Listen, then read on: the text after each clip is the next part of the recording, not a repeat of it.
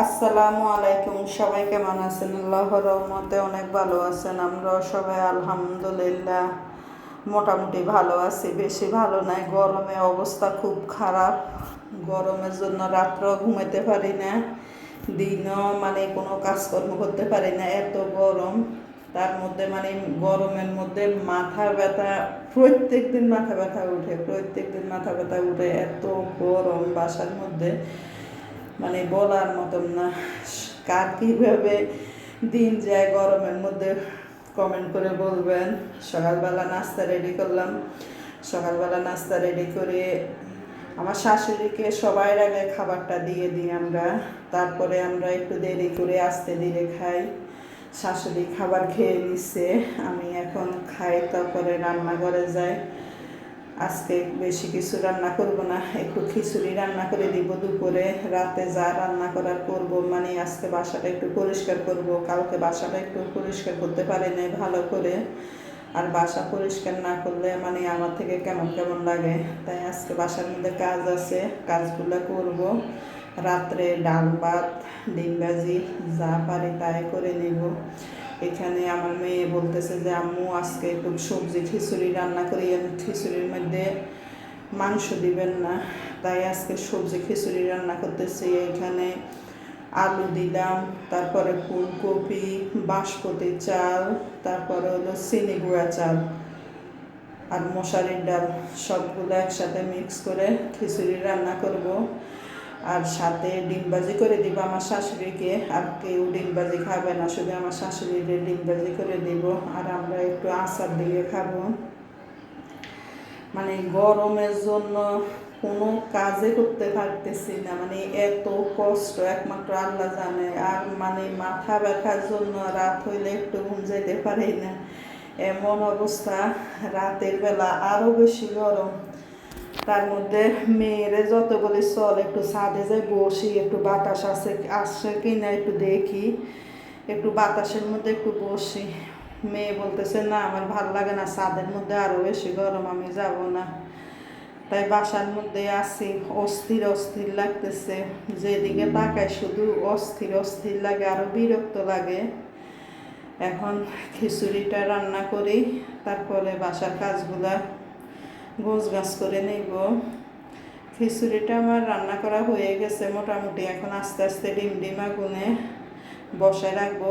এই ফাঁকে আমি বাসার টুকিটাকি কাজগুলো করে নিই। রান্নাঘরে ধোয়া ফালা আছে, তার মধ্যে রান্না করতে আসলে তো অনেক কিছু আদোয়া হয়, ওইগুলা ধুয়ে টুয়ে গোছগাছ করে তারপরে বাসাটা ঝাড় দিব, পরিষ্কার করব।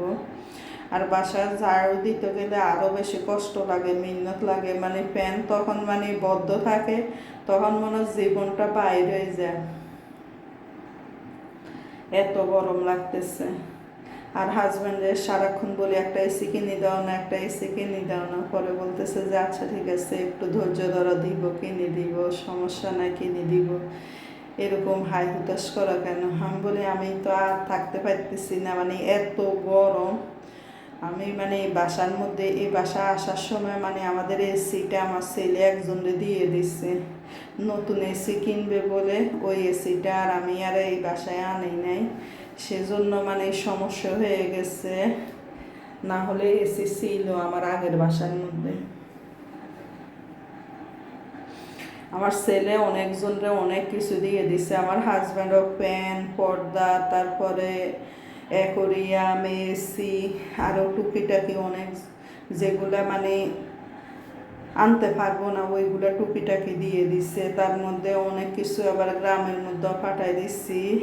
এখানে হলো মাংস, এগুলা আগে রান্না করে রাখছি। খিচুড়িটা রান্না করা হয়ে গেছে, এখন ডাকনা দিয়ে রাখে দিলাম আস্তে আস্তে সিদ্ধ হোক।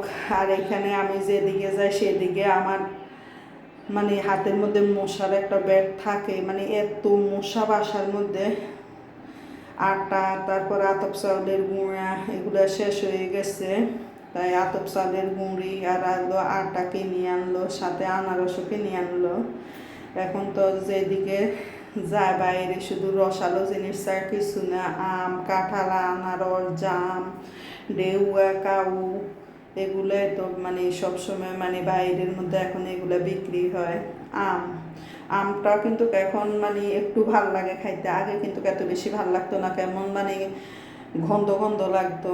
এখন দেখা যায় কোনোবার আনলে মানে মানে গন্ধ থাকে না, কিন্তু খাইতে ভালোই লাগে। আবার আরেকবার আনলে দেখা যায় যে ওইগুলা মানে কেমন একটা গন্ধ গন্ধ লাগে। এখানে আমি আটাগুলা একটু পটে ঢুকে রাখে দিতেছি। আটা আনলো 5 কেজি, তারপরে আতপ চাউলের গুঁড়া আনলো 6 কেজি, আটা কেজি 40 টাকা করে নিচ্ছে। আমরা এগুলা মানে মিল থেকে চুড়ে আনে, আটা কিনে মানে গম কিনে তারপরে ওদেরকে দিলে ওরা চুড়ে মানে গুঁড়ো করে দেয়। আতপ চাউলও কিনি আমরা, ভালো করে ধুয়ে পরিষ্কার করে দিলে ওরা এগুলা পরিষ্কার মানে করে দেয়, গুঁড়ো করে দেয়। এখানে মানে সন্ধ্যা কোনো কিছু রেডি করতে ভালো লাগতেছে না, তার মধ্যে ছেলে মেয়ে বলতেছে খিদে লাগছে, একটু কিছু তৈরি করে দাও না আম্মু। পরে বলতেছি যে আমার মানে নিঃশ্বাস আটকে যাইতেছে, আমার রান্না করা যাইতে ইচ্ছে করে না। পরে ছেলে যাই পুরি কিনে নিয়ে আসলো, আর আমি কাঁঠাল ছিল বাসার মধ্যে, কাঁঠাল ভাঙিয়ে দিলাম আর একটু চা তৈরি করবো। পুরিগুলো টেবিলের মধ্যে রাখি আসতে ছেলে আবার দৌড় দিচ্ছে। এখন আমি ছেলেরে খুঁজতেছি এই রুম ওই রুম, কিন্তু ছেলে নাই। টেবিলে রাখি ও আবার মানে বাইরে চলে গেছে।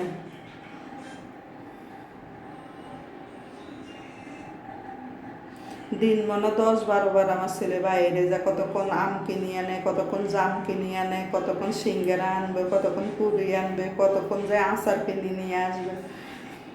মানে সারাক্ষণ মানে ওর গরম সহ্য হয় না বাসার মধ্যে। বলে কি তারপরে বাইরে একটু বাতাস আছে, মানে বাতাস আছে, বাসার মধ্যে কোনো বাতাসে নাই। বাসার মধ্যে মনে হয় আরও বেশি গরম লাগে, মনে হয় নিঃশ্বাস আটকে যায়। আর বাসার মধ্যে কাঁঠাল আম কাঁঠাল থাকে তো সেই জন্য এই যে মাছি ব্যাট দিয়ে মারতে মারতে মানে পুরা বাসার মধ্যে শুধু মাছি আর মাছি, এত সারাক্ষণ খালি বঁ বঁ বঁ করতেছে। আর বাসার নিচে গরু কাটছে তো কোরবানের, সেই জন্য মানে রক্তের গন্ধে আরও মানে মশা মাছি এমন অবস্থা। যতই বাসা পরিষ্কার করি না মানে মশা মাছি ব্যাঁ ব্যাঁ করে সারাক্ষণ। শুধু আজকে সারাদিন আমি মানে বাসাটা পরিষ্কার করছি, ওয়াশরুম, তারপরে রান্নাঘর, তারপরে বারান্দা, এগুলা মানে সুন্দরভাবে ডলে ডলে মানে পরিষ্কার করে নিচ্ছে। আর অনেক জামা কাপড় ধুয়ে দিচ্ছে, আজকে ধুনো বারান্দার মধ্যে জামা কাপড় ভরা। মেয়ের রুমের বিছনা চাদর ধুয়ে দিলাম। মেয়ে বলতেছে বিছনা চাদরটা নাকি গরম বেশি, বলতেছে আম্মু একটা পাতলা আমাদের সুতির বিছনা চাদর বিছিয়ে দেয়, বিছনা চাদরটা গরম। আর আমার খাটটা এলোমেলো হয়ে আছে। হাজব্যান্ড উঠি আমার জন্য ওষুধ আনতে গেছে, মাথা ব্যথা করতেছে প্রচুর, মাথা ব্যথার ওষুধ নাই, ওষুধ আনতে গেছে। আর আমি এই প্যাকেটে খাটগুলা গোছগাছ করে নাস্তাটা টেবিলে রাখে দিছি। হাজব্যান্ড ছেলে বাহির থেকে আসলে সবাই মিলিয়ে একসাথে নাস্তা খাবো। আর শাশুড়িকে ডাকে, আমরা সবাই আগে আমার শাশুড়িরে খাবারটা দিয়ে দিই, পরে আমরা আস্তে ধীরে খাই। আর এখন আমি একটু চা তৈরি করতে আসলাম রান্নাঘরে। আর কোনো কিছু তৈরি করব না, গরমের জন্য কোনো কিছু ভাল লাগতেছে না। আজকে দুপুরেও পান্তা ভাত খাইছি, তারপরে এখন রাত্রেও পান্তা ভাত খাবো। এই যে পান্তা ভাত করে রাখছি, আর ছেলে মেয়েরে অন্য কিছু রান্না করে দিব, কিন্তু আমি আর আমার হাজব্যান্ড ডিম ভাজি করে পান্তা ভাত খাবো। ভাত খাইতে ইচ্ছে করে না, খিচুড়িও খাইতে ইচ্ছে করে না, মনে হয় পান্তা ভাত একটু ডিম ভাজি করি পোড়া মরিচ দিয়ে পানি ডালি খাইলে মনে হয় একটু ভাল লাগে।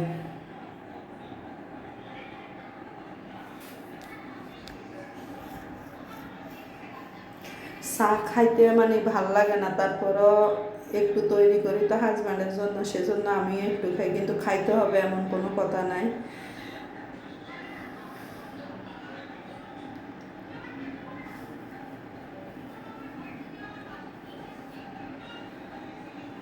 আর চাটা যদি ভালো করে না হয় তাহলে মানে আমি খাইতে পারি না।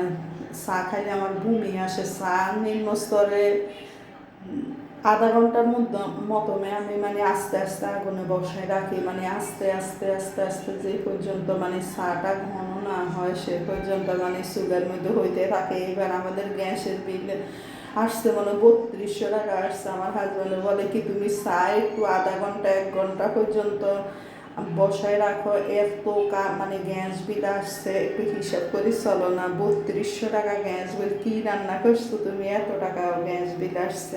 অনেক টাকা গ্যাস বিল আসছে। আর আমরা সিলিন্ডার গ্যাস ব্যবহার করি তো।